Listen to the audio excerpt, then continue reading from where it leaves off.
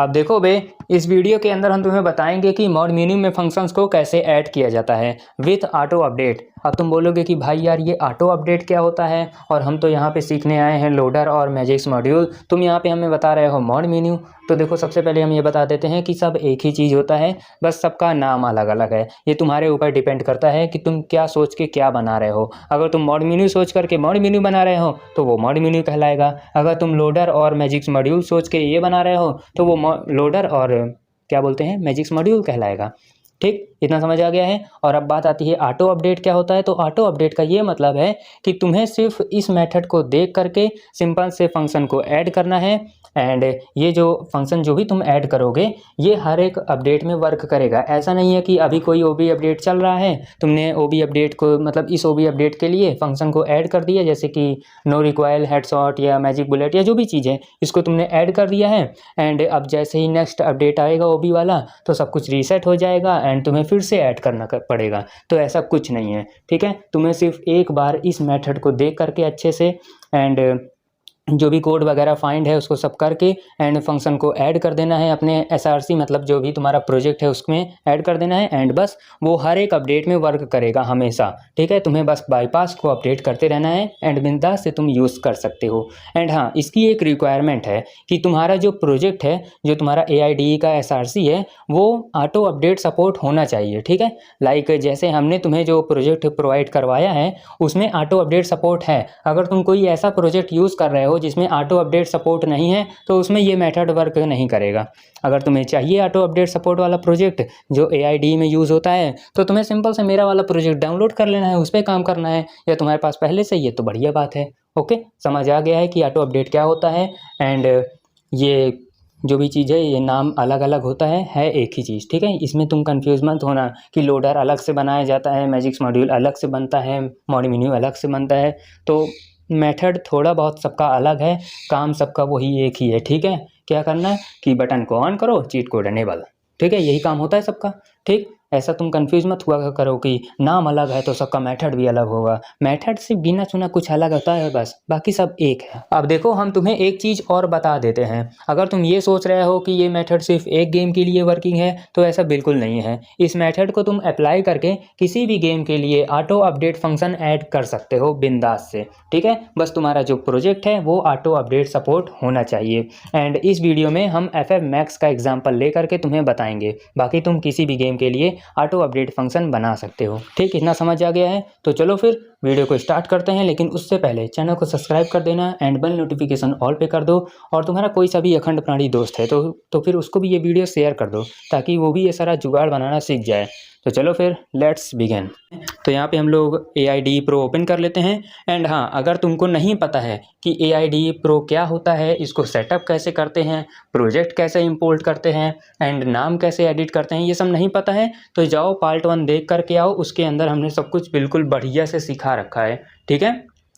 चलो फिर अभी देखो, प्रोजेक्ट को ओपन कर लेना है। एक बार हम इसको क्लोज करके फिर से ओपन कर लेते हैं क्योंकि कुछ लोगों को समझ आएगा ही नहीं, ठीक है। शुरू से करते हैं।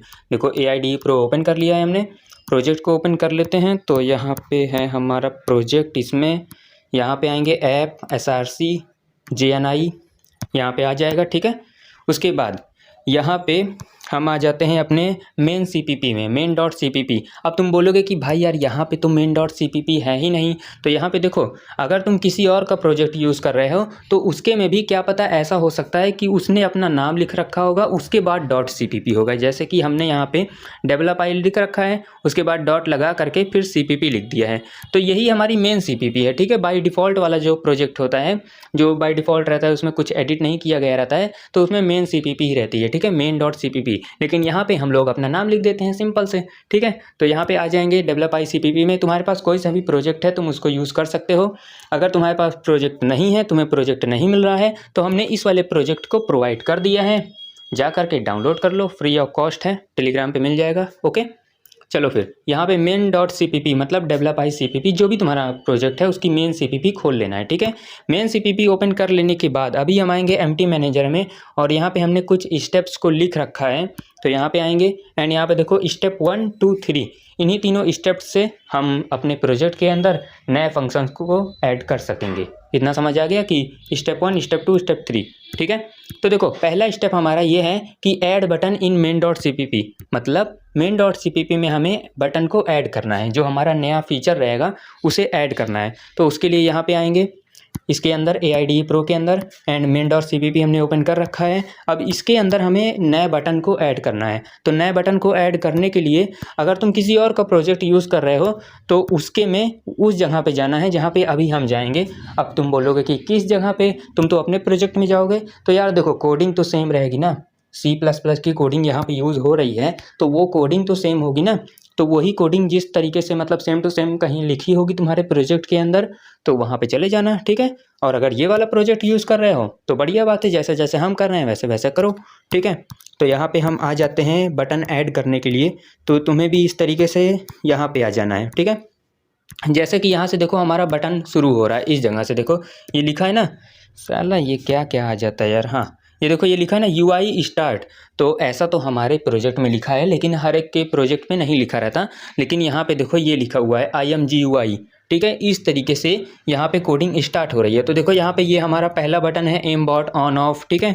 उसके बाद यहाँ पे ESP के जितने भी बटन होते हैं, health ESP and ESP line box info, जो भी है इस टाइप की ESP के जितने भी बटन हैं वो यहाँ पे हैं।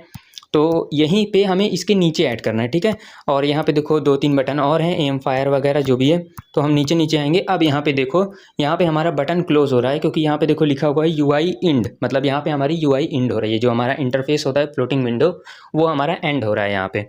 तो यहाँ पे देखो लास्ट में हम यहाँ पे एक न्यू बटन क्रिएट करेंगे इसके नीचे, ये जो रनिंग मेडी है ना, रनिंग मेड किट, तो इसी के नीचे हम लोग एक न्यू बटन को ऐड करेंगे। तो न्यू बटन ऐड करना बहुत ही आसान है, सिंपल से तुम्हें इस टाइप की जो कोडिंग रहेगी तुम्हारे प्रोजेक्ट में, या अगर तुम मेरा वाला यूज़ कर रहे हो तो इस तरीके से करना है। देखो यहाँ पे इस तरीके से इतना सिलेक्ट करना, IMGUI ये जो लिखा है इतना ऐसे सिलेक्ट करो एंड यहाँ तक सिलेक्ट करके आ जाओ, इतने तक, ठीक है। इतने तक तुमने एक बटन की जो लाइन होती है, जो पहले से ही कोई और बटन होगा उसकी जो पूरी की पूरी एक लाइन है, ये कोडिंग है। तो इसको ऐसे सिलेक्ट करना, कॉपी कर लेना। कॉपी कर लेने के बाद एक बार ऐसे नीचे करना, मतलब स्पेस दबाना, नीचे आ जाना। नीचे आने के बाद उसी कोडिंग को पेस्ट कर देना है यहाँ पे। पेस्ट हो गया। अभी सेम टू सेम बटन यहाँ पे क्रिएट हो चुका है, लेकिन हमें सेम बटन तो रखना नहीं है, इसका नाम रख देना है कोई मतलब जो भी फंक्शन तुम ऐड कर रहे हो। तो जैसा कि हम यहाँ पे ऐड करेंगे नो रिक्वाइल का, तुम्हारे सामने ही ऐड करके दिखाएंगे हम, ठीक है। No recoil, okay, no recoil हो गया। अब यहाँ पे हमें जो है बटन की ID देना है। ये जो हमने लिखा नो रिक्वाइल, ये हमारा जो है जो इंटरफेस है, जो हमें दिखेगा सामने जब हम अपने उसे क्या बोलते हैं फ्लोटिंग विंडो को ओपन करेंगे, तो वहाँ पे जो हमें विंडोज़ मतलब क्या बोलते हैं यार, बटन्स जो हैं वो जो दिखेगा तो वो ये है, ठीक है। लेकिन हमें यहाँ पे इसकी बटन ID सेट करनी है, जिसके मदद से हम लोग इसमें फंक्शंस को ऐड करेंगे, क्योंकि सिर्फ बटन ऐड करने से हमारा जो चीट कोड है वो रन नहीं होगा, ठीक है। तो यहाँ पे ये जो लिखा हुआ है, ये एंड के बाद जो भी चीज़ लिखा हुआ है ये हमारी बटन ID है। सिंपल से तुम्हें इतना ऐसे सिलेक्ट करना है एंड यहाँ पे अपनी बटन ID, कोई यूनिक बटन ID देना जो कि किसी और बटन की ID ना हो, ठीक है। तो नई कोई बटन ID सोच करके यहाँ पे रख देना। तो हम यही रख देते हैं, नो रिक्वाइल, ठीक है। ये हमारी हो गई बटन ID। अब ये बटन ID तुम्हें याद रखना है, ठीक है, बिल्कुल। तो मेरा तो सिंपल सा है, नो रिक्वाइल, ठीक है, बिना किसी स्पेस के, ओके। तुम अपनी बटन ID को याद रखना। अब इतना हमारा स्टेप पूरा होता है, कौन सा वाला, पहला स्टेप, ठीक है। पहला स्टेप हमारा डन, ठीक है। अभी देखो दूसरा स्टेप है हमारा ऐड हुक कोड इन मेन CPP, ठीक है। अब हमें मेन CPP के अंदर हुक कोड को ऐड करना है। अब कुछ लोग यहाँ पे जुगाड़ू लोग होते हैं जो वो हुक सोच करके कुछ और ही समझेंगे। पता है कौन सा वाला हुक तुम सोच रहे हो या कहाँ वाला हुक सोच कर रहे हो, ठीक है। तो पता है कौन सा वाला हुक है ना। कुछ लोग होते हैं यार हरामी टाइप के लोग, वो उल्टा सीधा सुनते ही उनका दिमाग चलने लगता है, हुक, ओहो वो वाला ऐसा ऐसा होता है ना कुछ लोग, हाँ। तो ठीक है, तो यहाँ पे देखो हुक का एक कोड होता है, उसे हम लोग ऐड करेंगे। कैसे ऐड करेंगे बताएंगे अभी हम, ठीक है। तो हुक कोड जैसे कि name space, class, parameter etcetera, ठीक है। तो इसको सब हमें भी ऐड करना तुमको बताएंगे। तुम्हें जाहिर सी बात है ये सब नहीं पता होगा कि नेम स्पेस क्या होता है, क्लास कौन सी होती है। क्लास तुम्हें आज तक एक ही पता है कि कक्षा 1 से लेकर के कक्षा 12 तक, ठीक है, यही पता होगा।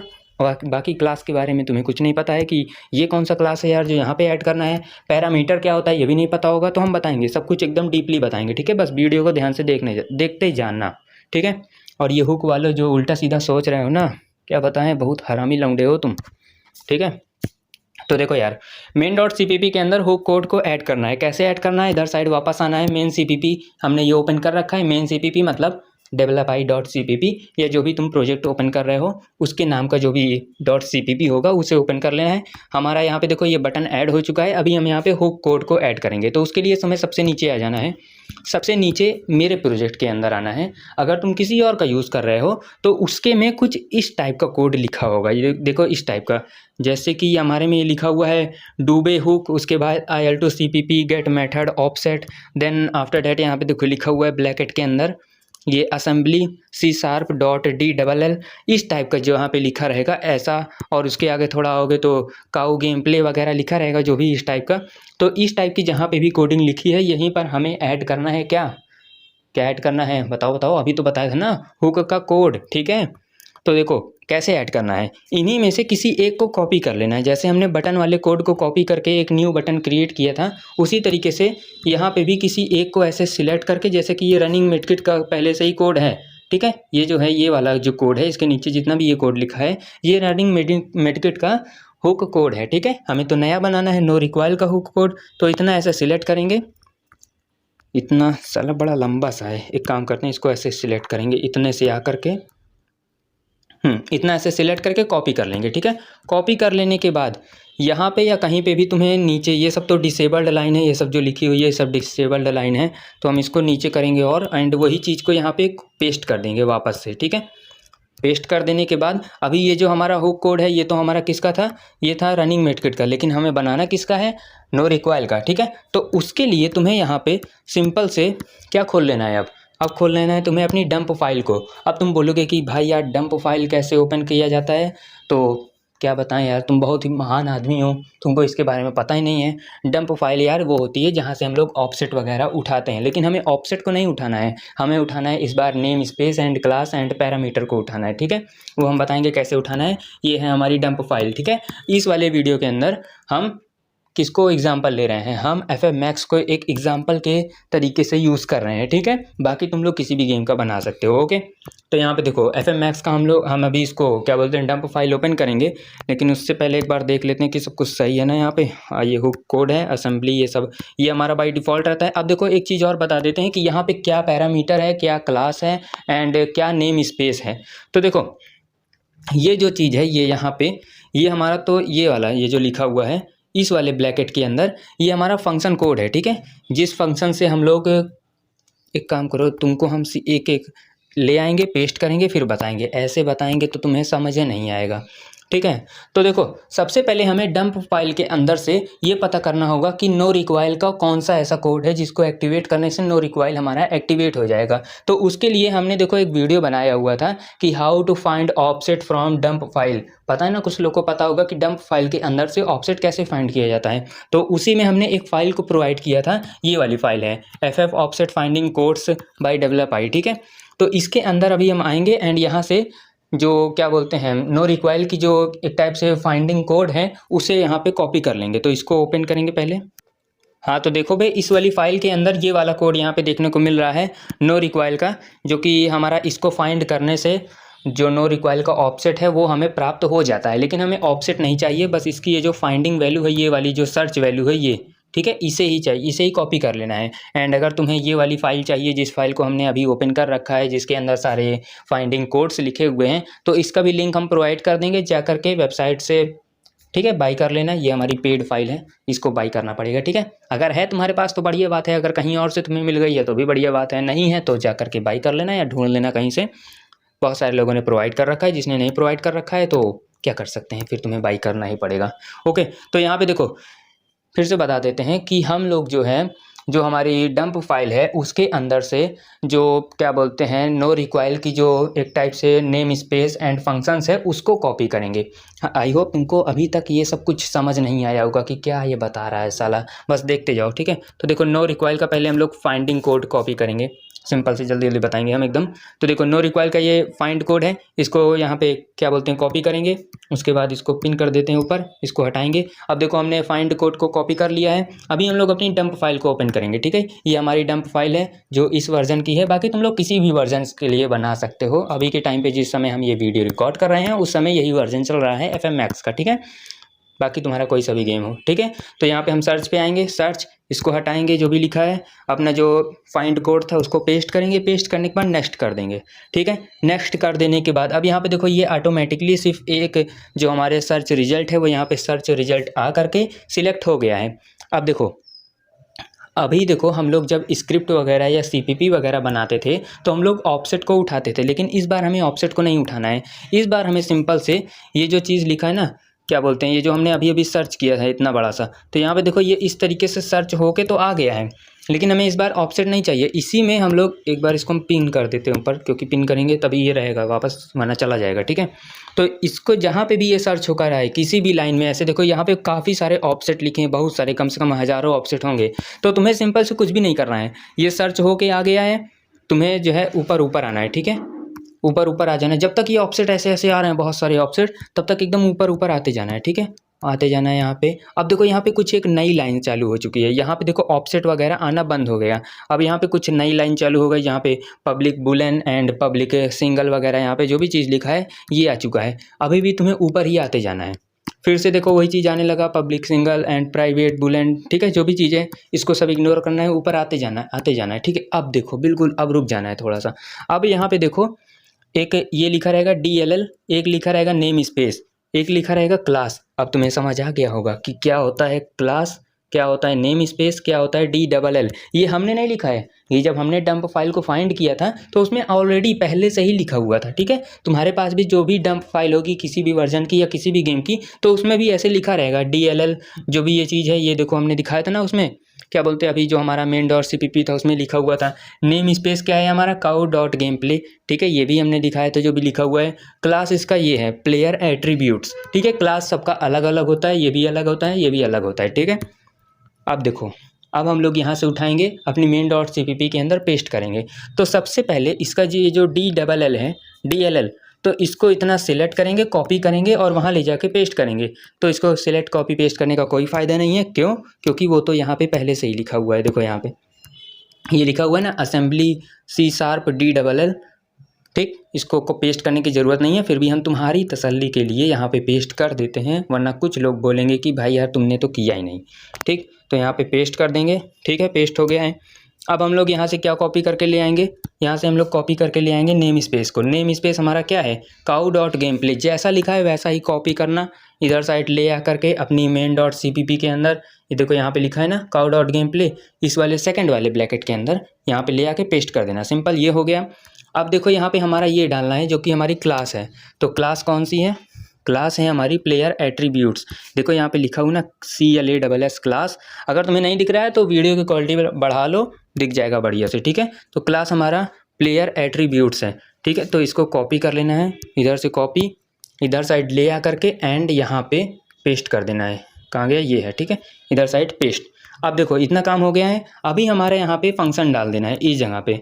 तीन चीज़ हमारा हो गया है, ठीक है। क्या क्या हुआ, DLL मतलब DLL, उसके बाद नेम स्पेस, उसके बाद हमने क्या डाला यहाँ पे, इसकी क्लास। अब हमें इस जगह पे, इन तीन जगह पे, देखो तीन नहीं, हाँ तीन जगह ये, ठीक है, ये इन तीनों जगह पे हमें डाल देना है अपनी जो सर्च कोड था। अब सर्च कोड क्या था हमारा, उसी जगह वापस चलेंगे, जो भी हमने सर्च किया था उसी चीज़ को, ये चीज़ सर्च किया था ना, ये दिख रहा है ना, ये चीज़, यार क्या बोलते हैं, एक मिनट रुको, इतना सिलेक्ट करेंगे, यही चीज़ तो हमने सर्च किया था ना। तो इसी के बाद देखो ये पब्लिक सिंगल लिखा है, इसको इतना हटाना है, इतना हट गया, ठीक है। आगे ये जो ब्रैकेट लगे हैं दो बार, इसको भी हटाना है, एक बार फिर से इन दोनों को हटाना है, बस यही है हमारा क्या, फंक्शन कोड, ठीक है। सिंपल से इतना ऐसे सिलेक्ट करना, कॉपी करना, कॉपी कर लेने के बाद इधर वापस आना, इधर साइड वापस आ जाने के बाद अब देखो यहाँ पे ये जो पहला नंबर वाला है, दूसरा नंबर एंड आगे जो तीसरे नंबर वाला है, तीनों में हमें पेस्ट कर देना है। साला हमने कहीं और टिक कर दिखा दिया ना तुम्हें, इस जगह ये है, ये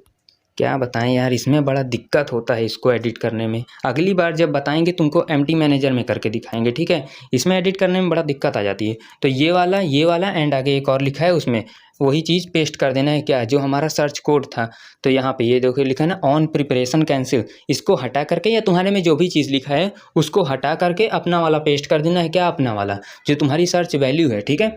उसी तरीके से यहाँ पे देखो वही चीज़ लिखा है, लेकिन क्या लिखा है उसके आगे देखो एक अंडरस्कोर लगा हुआ है। ये जो ये अंडरस्कोर लगा है ना, एक मिनट दिखा देते हैं। कुछ लोग जो है ना उनको दिखता ही नहीं है। ये अंडरस्कोर लगा है ना, वही चीज़ सेम चीज़ है, लेकिन उसके आगे एक अंडरस्कोर लगा है। तो तुम्हें भी उसी के आगे अंडरस्कोर रहने देना है एंड अपनी जो सर्च वैल्यू है उसको ले आकर पेस्ट कर देना है, ठीक है। अभी देखो वही चीज़ फिर से लिखा है यहाँ पर, तो यहाँ पर भी ऐसे सिलेक्ट करना है, पेस्ट कर देना है। अब ये होता है हमारा काम ख़त्म। क्या चीज़ ख़त्म? स्टेप 2 हमारा कंप्लीट होता है, ठीक है। यहाँ पे हम लिख भी देते हैं इसको नीचे करके, ये लाइन डिसेबल करके एंड इसके आगे क्या बनाया हमने, नो रिक्वाइल ना, तो COIL, ठीक है। नो रिक्वाइल, ये हमारी नो रिक्वाइल का क्या है, ये हुक कोड है, ठीक है। समझ आ गया ना इतना कि ये हमारा था DLL एंड ये हमारा था क्या था, ये हमारी थी यार, मैं भी भूल गया ससुरा, देखना पड़ेगा।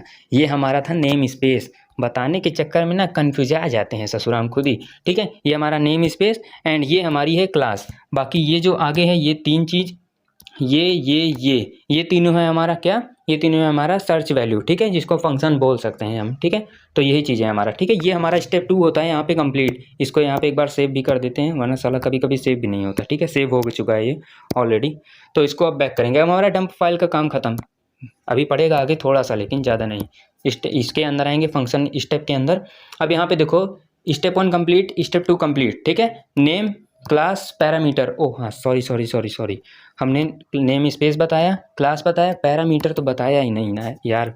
तो यहाँ पे आएंगे वापस, पैरामीटर अब बताते हैं क्या होता है। तो देखो पैरामीटर यहाँ पे ये होता है कि तुम देखो सब में देखो कहीं ना कहीं एक नंबर तुम्हें देखने को मिल रहा है। एक नंबर कहाँ पे दिख रहा है, 2, यहाँ पे देखो 2 लिखा हुआ है, 2 लिखा है, 0 1, उसके बाद अगेन 0 1, उसके बाद इस वाले में देखो 1 है हमारा, जो कि ये कौन सा है, नो रिक्वाइल का। ये वाला जो है, ये वाला जो हमारा क्या बोलते हैं हुक कोड है, ये हमारा नो रिक्वाइल का है, जिसको हमने अभी अभी क्रिएट किया है।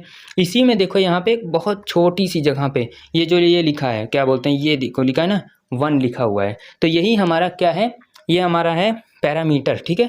तो इसको एडिट करना है। अब तुम बोलोगे कि भाई यार हमें कैसे पता चलेगा कि यहाँ पे 2 लिखना है, 1 लिखना है, 0 लिखना है, 3 4 5 6 क्या लिखना है, क्योंकि सब में तो अलग अलग है ना। इन दोनों में 2 लिखा है, इसमें 0 1 लिखा है, इसमें भी 0, इसमें भी 1, इसमें भी 1। तो इसको कैसे क्या एडिट करना है, ठीक है। तो देखो बताते हैं कैसे होगा। तुम्हें वापस से अपनी डंप फाइल के अंदर आना है, जो भी तुमने सर्च किया था उसको वापस से ऐसे सर्च करना है। सर्च कर लेने के बाद अब देखो जैसे ही तुम सर्च करोगे, तुम्हारे सर्च कोड के बाद यहाँ पे देखो ये जो लास्ट में 2 ब्रैकेट हैं, ये जो भी चीज़ सर्च होके आएगा उसमें देखो ये जो लास्ट में 2 ब्रैकेट हैं, ये वाला कौन सा वाला, ऐसे यार कैसे समझाएं साला। यहाँ पे एक मिनट रुको, नया खोल लेते हैं, इसी को वापस ओपन करेंगे एंड यहाँ पे हम एक न्यू क्रिएट करते हैं, तभी तुम्हें समझ। ये वाला जो ब्रैकेट था, ठीक है, ये वाला ब्रैकेट, इसके अंदर जो भी लिखा है उसे तुम्हें नहीं देखना है, ठीक है। इसको नहीं देखना है, सिंपल से। तुम्हें लगा होगा इसके अंदर वाले को देखना है, लेकिन मैं खेल गया, ठीक है। नहीं, इसको नहीं देखना है। तुम्हें क्या देखना है, तुम्हें देखना है इस वाले ब्रैकेट को, जो ऐसे लिखा है, इसके अंदर जो भी चीज़ लिखा रहेगा वो चीज़ को देखना है। अब चलो फिर यहाँ पे आते हैं। यहाँ पे आने के बाद सर्च करेंगे, ये चीज़ यहाँ पे इस तरीके से हमारा सर्च होके आ गया है। अब देखो ये वाला जो ब्रैकेट लिखा है, ये वाला, इसे हमें इग्नोर करना है। इसके बाद में देखो, बाद नहीं, इसके पहले देखो ये लिखा है ना, ये वाला ब्रैकेट, ये वाला, ठीक है। तो इसके अंदर देखो इस वाले में तो कुछ भी नहीं लिखा है। एंड अगर देखो जैसे कि एग्जांपल के लिए दिखाएंगे तो यहीं पर देखो एक ये लिखा हुआ है, ये चीज़ देखो, ये जो सेट स्किल स्कैटर रेट। तो इसके बाद देखो ये वाला जो ब्रैकेट लगा हुआ है, इसके अंदर देखो कुछ लिखा हुआ है, कुछ ऐसा सिंगल वैल्यू लिखी हुई ना। तो इसका मतलब है इसकी जो क्या बोलते हैं पैरामीटर होगा वो 1 होगा। एंड अगर इसी की जगह यहाँ पे ऐसे एक कॉमा लगा करके कुछ और लिखा हुआ होता, कुछ भी लिखा हुआ था, ठीक है, तो यहाँ पे हो जाता क्या, इसकी पैरामीटर हो जाती, इसका पैरामीटर हो जाता 2। एंड इसी के बाद फिर से एक कॉमा लगा करके, फिर से यहाँ पे एक कॉमा लगा करके एंड कुछ भी लिखा हुआ रहता, तो इसका पैरामीटर क्या होता हो जाता, इसका पैरामीटर हो जाता 3। आई होप तुम्हें अब समझ आ गया होगा बिल्कुल बढ़िया से। मतलब इसे यहाँ पे दिखा देते हैं। मतलब कि इस वाले ब्रैकेट के अंदर अगर कोई एक चीज़ लिखी है तो उसका मतलब है पैरामीटर 1 होगा हमारा। एंड अगर कॉमा लगा करके, ठीक है, ध्यान से सुन लो, कॉमा लगा होना चाहिए। अगर डायरेक्टली लिखा है जैसे कि यहाँ पे ये लिखा हुआ है ना सिंगल वैल्यू, तो ये 2 लिखा तो है लेकिन इन दोनों के बीच में कॉमा नहीं है। ये एकदम मतलब सीधे तरीके से लिखा हुआ है, ठीक है, नॉर्मल फॉर्म में, यहाँ पे कॉमा नहीं है, तब भी ये क्या हमारा कहलाएगा, 1 कहलाएगा यहाँ पे, क्या, पैरामीटर, ठीक है। लेकिन यहीं पे अगर सिंगल के बाद कॉमा लगा होता, इस जगह पे कॉमा लगा कर तब वैल्यू होती, तो इसका मतलब ये हो जाता कि इसकी जो पैरामीटर है वो 2 है। अगर कॉमा लगा के कुछ और लिखा है, मतलब और ज़्यादा वैल्यूज़ लिखी हुई है, कॉमा के बाद कुछ और, उसके बाद कॉमा के बाद कुछ और, तो जितने भी चीज़ लिखे रहेंगे कॉमा के बाद तो वो हमारे कहलाएंगे, उतने ही हमारे पैरामीटर हो जाएंगे। जैसे कि यहाँ पे 1 लिखा हुआ है तो 1 पैरामीटर, बाकी 2 लिखा है तो 2, उसके बाद कॉमा लगा के तीसरा कुछ लिखा हुआ है तो 3 पैरामीटर, कॉमा लगा के कुछ चौथा चीज़ लिखा हुआ है, क्या लिखा है ये मतलब नहीं है, क्यों लिखा है ये तुम्हें जानना है, ठीक है। सिंपल से समझ आ गया है। फिर से एक बार बता देते हैं, क्लोज करेंगे, कि जब भी तुम कोई चीज़ वैल्यू को सर्च करोगे तब जो भी चीज़ सर्च होके आएगा उसके बाद जो भी इस तरीके का जो कॉमा मतलब ब्रैकेट है, उस ब्रैकेट के अंदर अगर ऐसा कुछ लिखा हुआ है सिंगल वैल्यू या कोई भी चीज़ लिखी है, कुछ भी, सिर्फ सिंगल वैल्यू नहीं, कुछ भी कोई चीज़ लिखा हुआ है, अगर वो बिना कॉमा के लिखा हुआ है एंड अगर, तो वो क्या कहलाएगा, वो कहलाएगा 1, क्या, 1, पैरामीटर 1 कहलाएगा, ठीक है। एंड वही चीज़ के बाद अगर कॉमा लगा करके कुछ और लिखा हुआ है तो पैरामीटर 2 हो जाएगा। अगर उसी के बाद कॉमा लगा करके कुछ और हो जाएगा तो 3। लाइक एक बार फिर से हम एग्जांपल दिखा देते हैं। जिन लोगों को लग रहा है कि यार ये एक ही चीज़ बार बार बता रहा है, तो कृपया करके वीडियो को 10-20 सेकंड आगे कर लो, क्योंकि देखो जिनको समझ नहीं आता तो उन्हें बताना पड़ता है, ठीक है। तो जैसे कि यहाँ पे देखो सिंगल वैल्यू लिखा था, तो यहाँ पे अभी हमारा पैरामीटर 1 है। अब अगर हम कॉमा लगा करके कुछ भी यहाँ पे अगर पहले से ही लिखा होता तो यहाँ पे पैरामीटर हो जाता अब 2। यहाँ पे अगर कॉमा लगा करके कुछ भी पहले से ही अगर कुछ और लिखा होता तो अब हो जाता पैरामीटर क्या, 3। अगर कॉमा लगा के कुछ और पहले से ही लिखा होता तो हमारा पैरामीटर हो जाता 4। समझ आ गया है, ठीक है। अब देखो, अब हमारे केस में क्या है, ये हमारी सर्च वैल्यू है जो कि हमारी नो रिक्वायर की है, लेकिन हमारे केस में तो यहाँ पे कुछ लिखा ही नहीं है, डायरेक्टली ऐसे ब्रैकेट ओपन हुआ, ब्रैकेट क्लोज हो गया, ठीक है। तो यहाँ पे हमारा पैरामीटर क्या हो जाएगा, 0, क्योंकि यहाँ पे कुछ लिखा ही नहीं है। ओके, इस वाले ब्रैकेट को तुम भूल जाओ, इससे कोई मतलब नहीं है। ओके, समझ आ गया है। यहाँ पे हमारा पैरामीटर 0 है क्योंकि ब्रैकेट के बीच में कुछ भी नहीं लिखा है, तो उसीलिए हम लोग इधर साइड आएंगे, यहाँ पे 1 लिखा है जो कि इनवैलिड है, ये हमारे काम का नहीं है, क्योंकि हमारे वाले केस में तो वहाँ पे 0 था, मतलब कोई वैल्यू थे ही नहीं, पैरामीटर हमारा कुछ था ही नहीं, तो इसीलिए हम लोग यहाँ पे 0 लिख देंगे। सिंपल, काम ख़त्म। आई होप तुम्हें समझ आ गया होगा कि पैरामीटर कैसे फाइंड किया जाता है। अगर कोई चीज़ ब्रैकेट के अंदर लिखी हुई है, अगर सिंगल चीज़ है तो 1, डबल चीज़ है तो 2, 3, 4, 5, 6, ऐसे ऐसे करते जाना। ओके, सबका पैरामीटर अलग अलग होता है, ठीक, इतना समझ आ गया है। अब हमारा स्टेप 2 कंप्लीट होता है। अभी हम लोग आ जाएंगे स्टेप 3 के अंदर, जो कि हमारा फाइनल स्टेप है। यहाँ पे क्या लिखा हुआ है, ऐड हुक परमिशन इन हुक डॉट एच। अब हमें मेन डॉट सीपीपी के अंदर कोई काम नहीं करना है, अब हमें काम करना है हुक डॉट एच के अंदर। अब हुक डॉट एच ओपन कर लेते हैं, पहले इसको 3 डॉट के ऊपर क्लिक करके इसको सेव करेंगे, 3 लाइन के ऊपर आएंगे। अब यहाँ पे देखो, अगर तुम मेरा प्रोजेक्ट यूज़ कर रहे हो तो हमारे प्रोजेक्ट के अंदर तुम्हें एक फ़ोल्डर देखने को मिलेगा डेवलप आई हुक, ठीक है। लेकिन अगर तुम किसी और का प्रोजेक्ट यूज़ कर रहे हो तो उसके में भी उसका नाम लिखा रहेगा, उसके बाद हुक लिखा रहेगा, ठीक है। अगर तुम बाय डिफ़ॉल्ट वाला प्रोजेक्ट यूज़ कर रहे हो तो उसके में डायरेक्टली ऐसे हुक लिखा रहेगा, ठीक है, इंक्लूड हुक ऐसे कुछ करके, ठीक है। तो उसके अंदर आना है एंड तुम्हें सिंपल से इस वाली फाइल को ढूंढना है। क्या पता वो फोल्डर के बाहर भी ये फाइल हो सकती है, कौन सी वाली, हुक डॉट एच, ठीक है। ये फाइल जो है यहाँ बाहर भी हो सकती है, अगर नहीं है बाहर तो फोल्डर के अंदर घुस के देख लेना। अगर तुम कोई और प्रोजेक्ट यूज़ कर रहे हो तो मेरे वाले में तो यहाँ पे डेवलप आई हुक के अंदर तुम्हें ये फाइल देखने को मिलेगी, हुक डॉट एच, ठीक है। इसके ऊपर टाइप करना, ये फाइल इस तरीके से ओपन हो जाएगी। अब यहाँ पे तुम्हें सिंपल से छोटा सा कोड कॉपी पेस्ट करना है, ठीक है, सिंपल सा। अब इसके लिए तुम्हें नीचे आना है, ठीक है, नीचे आ जाना है। मेरे वाले में तो नीचे आना है, बाकी हम बताएंगे कि तुम्हें अगर दूसरा फोल्ड कोई यूज़ कर रहे हो प्रोजेक्ट तो उसमें क्या करना है। तो तुम्हें जो है इस टाइप की कोडिंग ढूंढ लेना है। अगर तुम किसी और का प्रोजेक्ट यूज़ कर रहे हो तो इस टाइप का देखो, जैसे कि हम दिखा देते हैं यहाँ पे। हाँ देखो, ऐसा कुछ कोडिंग लिखा रहेगा, ठीक है।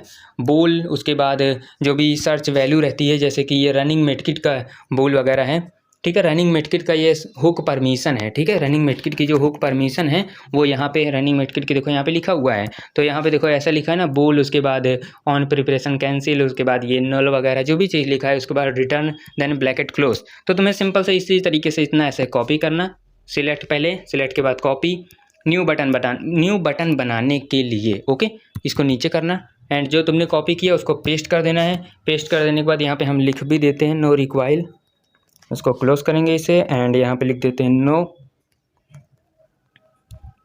नो रिक्वायर, ठीक है। इतना समझ आ गया है। अभी देखो हमारा बटन अभी जो है क्रिएट तो हो गया है, लेकिन अभी यहाँ पे हमें इसके बुल देना है क्योंकि हमने तो इसको कॉपी पेस्ट किया है ना डायरेक्ट। तो इसकी ये यहाँ पे ये जो लिखना है, इसकी जो परमिशन कोड है उसे लिखना है। तो ये देखो तुम ध्यान से देखोगे ये वही चीज़ है जो हमारा सर्च वैल्यू था, लेकिन ये सर्च वैल्यू किसके लिए है, रनिंग मेटकिट के लिए। तो तुम्हें यहाँ पे अपनी जो है सर्च वैल्यू डाल देनी है, किसकी, नो रिक्वायर की, या जो भी तुम चीट कोड बना रहे हो उसका, ठीक है। तो यहाँ पे सर्च वैल्यू हम लोग यहीं से, ये चीज़ ये था ना, यही हमारी सर्च वैल्यू थी। इसको ही सिलेक्ट करेंगे, कॉपी करेंगे, इधर साइड बैक आएंगे एंड वही चीज़ सिंपल से इतना सिलेक्ट करके, इतना पहले वाले लाइन में इतना सिलेक्ट करके पेस्ट, उसके बाद सेकंड वाली लाइन में ये जो अंडरस्कोर पहले अगर लगा है तो लगा रहने देना, ये नहीं कि हटा दो, ठीक है। इसको लगा रहने देना एंड पेस्ट कर देना है जो भी तुम्हारा फंक्शन कोड है एंड उसके बाद यहाँ पे ये हो जाएगा। देन लास्ट में भी इसी तरीके से लिखा हुआ है, अंडरस्कोर के बाद जो भी सर्च कोड है किसी और चीज़ का है, लेकिन हमें यहाँ पे अपना डालना है, तो इसको पेस्ट कर देना है। साला हुआ ही नहीं, एक मिनट रुको, इतना सिलेक्ट एंड पेस्ट, हाँ हो गया, ठीक है। नहीं यार ये नहीं हुआ, वापस से इतना सिलेक्ट करके कॉपी एंड इतना सिलेक्ट, ससुरा, अब हुआ पेस्ट, ठीक है, अब हो गया है, ठीक। अब हमारा जो है यहाँ पे ये वाला जो स्टेप था ये भी कंप्लीट हो गया है। अब तुम्हें सिंपल से इसको बिल्ड कर देना है, लेकिन पहले इसको कर देंगे सेव, वरना बिल्ड में एरर बता देगा, ठीक है। तो यहाँ पे देखो इधर साइड बैक आएंगे, देखो एक चीज़ हम भूल गए ना बताना, तुम डायरेक्टली बिल्ड करते, एरर बता देता। अब हमें यहाँ पे वो डालना है क्या, बटन आईडी, यार तभी तो पता चलेगा कि कौन सी बटन आईडी से कौन सा फंक्शन रन होना है। तो देखो यहाँ पे ये है बटन आईडी, तुम्हें वापस से इधर साइड बैक आना है, अपनी बटन आईडी कॉपी कर लेना है।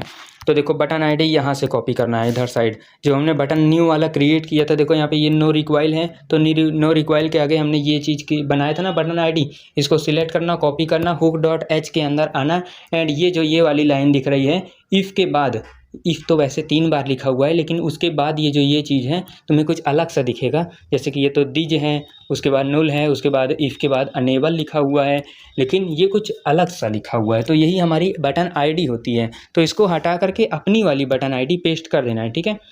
तो इतना सिलेक्ट करेंगे, साला हो ही नहीं रहा है, इतना सिलेक्ट एंड पेस्ट, अपनी वाली बटन आईडी को पेस्ट कर देना है। अब हमारा फाइनल काम खत्म होता है, सिंपल। अभी देखो ये सब कर लेने के बाद जब तुम लिब को अप्लाई करके टेस्ट करोगे एंड जब तुम बटन को ऑन करोगे और अगर तुम्हारा जो चीट है वो वर्क ना करे, मतलब जब तुमने बटन को ऑन किया गेम के अंदर जा करके एंड तुम्हारा चीट जो है वो वर्क कर ही नहीं रहा है, तो तुम्हें एक काम ये करके देख लेना है। क्या करना है तुम्हें, सिंपल से यहाँ पे देखो जैसे कि हमने अभी अभी इस फंक्शन को बनाया है ना, नो रिक्वायर को, इसमें हुक डॉट एच के अंदर ही, ठीक है, इसी वाली फाइल के अंदर यहाँ पे हमने इस वाली फाइल, इस वाले चीट को अभी अभी बनाया है। तो तुम्हें सिंपल से यहाँ पे देखो 2 बार बुल लिखा हुआ है ना, अगर काम ना करे तब बता रहे हैं हम, अगर काम कर रहा है तो बढ़िया बात है, ठीक है, नहीं कर रहा है वो चीट काम तो अब ये काम करना है, ठीक है। तो देखो यहाँ पे ये जो 2 बार बुल लिखा हुआ है, इसी के नीचे देखो 3 बार इफ़ लिखा है, तो इन तीनों में से जो पहले 2 इफ़ हैं इन दोनों को हटाना है। सबसे पहले देखो यहाँ पे इतना ऐसे सिलेक्ट करो, पहला वाला इफ़ का जो भी कोडिंग लिखा हुआ है इसको सिलेक्ट करो, देन दूसरा वाला जो इफ़ है उसकी जो कोडिंग है पूरी की पूरी इतना सिलेक्ट करो, तीसरा वाला रहने देना है, ठीक है, तीसरा वाला कुछ नहीं करना है, सिंपल से इतना, ये जो तुमने 2 सिलेक्ट किया इसको हटा देना है, ठीक है, हट गया ये हमारा। अभी इसके बाद यहाँ पे देखो ये जो रिटर्न लिखा हुआ है, रिटर्न के ऊपर देखो 3 ब्रैकेट लगे हुए हैं, ठीक है, तो इन्हीं तीनों में से 2 को हटा देना है, किसी भी 2 को। तो सिंपल से हम लास्ट के 2 को हटा देते हैं, यहाँ पे पहला वाला हट गया, ये दूसरा वाला भी हट गया, अब हमारा काम होता है ख़त्म। अब तुम्हें सिंपल से इसको सेव करके एंड क्या बोलते हैं, इस पे प्ले वाले बटन पे टिक करके बिल्ड करना है एंड फिर से लिब को ले जाना है, जहाँ पे भी पेस्ट करते हो लोडर वगैरह के अंदर, वहाँ पेस्ट करके रन करना है एंड इस बार जब तुम टेस्ट करोगे तो तुम्हारा 100% जो चीट है वो वर्क करेगा। ओके, समझ आ गया है, ठीक। ये मेथड अप्लाई करके देख लेना एक बार। अब तुम्हें सिंपल से इसको ऐसे प्ले वाले बटन पे दबा करके बिल्ड कर देना है। बिल्ड हो जाने के बाद जो भी तुम्हारी लिब निकल के आएगी उस लिब को तुम यूज़ कर सकते हो। कहाँ कहाँ पे, लोडर में यूज़ करो। जाइजिक्स मॉड्यूल अगर तुम्हें बनाना आता है तो बढ़िया बात है, बना लो, नहीं आता है तो कमेंट कर दो, हम बता देंगे कि कैसे बनाया जाता है। बाकी जो भी करना है तुम उस लिब के साथ कर सकते हो। ठीक है, सिंपल से समझ आ चुका है। हमको पता है थोड़ा दिक्कत हुई होगी कि पैरामीटर क्या होता है और नेम स्पेस क्या होता है एंड क्लास क्या होती है। ठीक है, थोड़ा दिक्कत आया होगा, लेकिन इसी वीडियो को बस 2 बार देख लो। ठीक है, एक बार तुमने देख लिया है, एक बार और वीडियो को देख लो, 100% तुम्हें समझ आ जाएगा कि पैरामीटर क्या होता है, नेम स्पेस कैसे होता है। यही स्टेप हमारा मेन था, ये सेकंड वाला स्टेप, इसी में दिक्कत आई, बाकी इसमें भी नहीं आई, इसमें भी नहीं आई, सिंपल से। ठीक है, समझ आ गया है। अब तुम जाओ डायरेक्टली बनाओ। बाकी अगला वीडियो क्या होना है हमारा कमेंट करके बता देना, उसके ऊपर हम वीडियो बना देंगे। ओके, समझ आ गया है। तो चलो फिर मिलते हैं किसी और वीडियो के अंदर। एंड हमको पता है कि यार तुम्हें ठीक से नहीं समझ आया होगा, उसीलिए हम बार बार कह रहे हैं वीडियो को देख लेना एक बार और, स्पीड कम करके, ज़्यादा करके, क्वालिटी बढ़ा करके, घटा करके, जैसे तैसे तुम समझ जाओगे। ओके, चलो फिर मिलते हैं किसी और वीडियो के अंदर। एंड हाँ, तुम्हारा कोई सा भी अखंड प्राणी दोस्त है तो उसको भी ये वीडियो शेयर कर दो, ताकि वो भी ये सारा जुगाड़ बनाना सीख जाए। तो चलो फिर, तब तक के लिए जय हिंद।